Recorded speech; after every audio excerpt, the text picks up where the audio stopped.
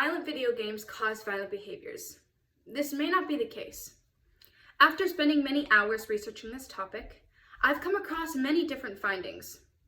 Some resources will say that violent video games are the root causes of violence and aggression seen in young adults as well as teens. Others will say that these things are not at all correlated and that you cannot pinpoint a reason or start of these violent and aggressive behaviors.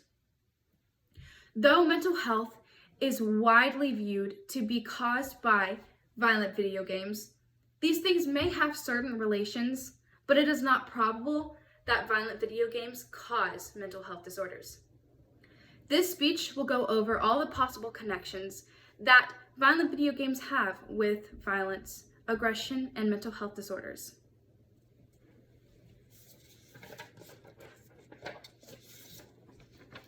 In this graph, you can see that when a child is younger, 2 years old, their aggressive rates will be much higher than when a child is 11 years old.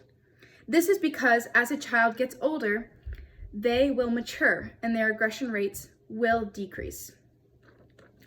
Even as they get older and their aggression will decrease, the amount of violent video games that will be played will be much more. As you can tell, the aggression rates decrease even though the amount of violent video games played will increase.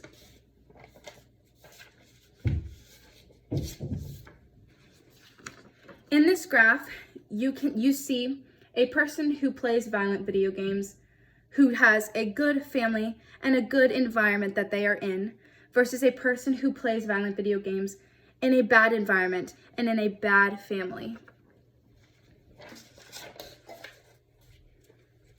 As seen in these graphs, we can tell that violent video games themselves do not cause an increase in aggressive rates seen in children and young adults as well as teens. But when these violent video games are mixed with bad environments or bad family lives, these aggression rates may skyrocket. Mental health is widely believed to be caused by violent video games. And based on my research, this may be true.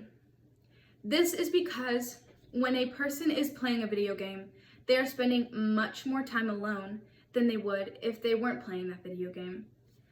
Video games can be very addicting and will pull you away from your family and from your friends. Even though you may have some interrelations with the people that are also playing the video game, it's not the same as spending actual time with somebody. This is also true for exercise. People who play video games do not exercise as much as people who don't. And it is commonly seen when a person plays video games, they are at the same time eating as well as drinking. And this will not be good for your mental health because it is not good for your health in general. Anxiety is not seen to be caused by video games, but it can be heightened. And this is because of something called game anxiety. Game anxiety is when a player is thinking about the same thing over and over again. And an example of this is when a person cannot complete a level or a certain task in their video game. And even after they've turned off that video game, they will be thinking about that and will be thinking about how they can better themselves as a player, and they will be constantly thinking about how to pass that level or to finish that task.